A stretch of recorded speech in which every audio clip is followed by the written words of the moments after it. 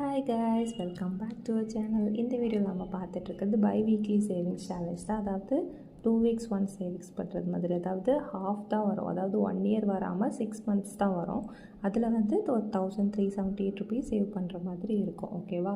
அதை மாதிரி 1378 எக்ஸாக்டாக வராது, நம்மக்கிட்ட சேஞ்சஸ் கிடையாது. ஸோ வந்து ரவுண்ட் ஆஃபாக தான் அமௌண்ட் எல்லாமே வச்சுருக்கோம். அதை மாதிரி லாஸ்ட் டைம் வேறு இந்த ட்ராக்கர் இருந்துச்சு, இந்த டைம் வேறு ட்ராக்கர் இருக்குதுன்னு யோசிக்காதீங்க.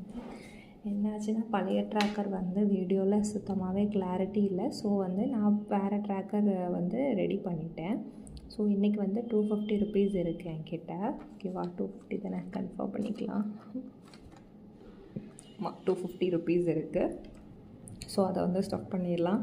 என்கிட்ட 30 சேஞ்சஸ் இல்லை. ஸோ எல்லாமே 50-50 தான் நான் வைக்க போகிறேன். ஏன்னா நம்ம தனித்தனி ஸ்டஃபிங்கில் பண்ணணும். ஸோ 30 rupees இல்லாதனால நம்மளால் ஸ்டஃப் பண்ண முடியாது. ஸோ 1 2 3 4 5 இந்த 5யும் இன்றைக்கி ஸ்டஃப் பண்ணிடலான்னு இருக்கேன்.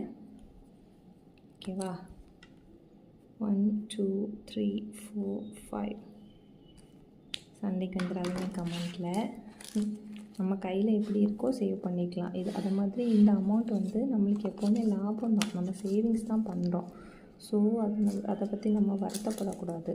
அமௌண்ட்டு கூட்டி வச்சிட்டோமே நினைக்கக்கூடாது. கூட்டி வச்சு நம்ம சந்தோஷம்தான் படணும். ஏன்னா நம்மளுக்கு நம்ம எதிர்பார்த்த அமௌண்ட்டோட கூடுதல் நம்ம சேவிங்ஸ் பண்ண போகிறோம். ஓகேவா? அதை மாதிரி அதோட குறைஞ்சிற அமௌண்ட் வந்து முக்கியமாக பார்த்துக்கோங்க. அது குறைஞ்சிச்சின்னா நம்ம அமௌண்ட் வந்து நம்ம எக்ஸ்பெக்டட் அமௌண்ட்டோட குறைஞ்சிட்டுனா அதுக்கப்புறம் நம்ம சேவிங்ஸ் பண்ணி பிரோஜனம் இல்லாத மாதிரி ஆயிரும்.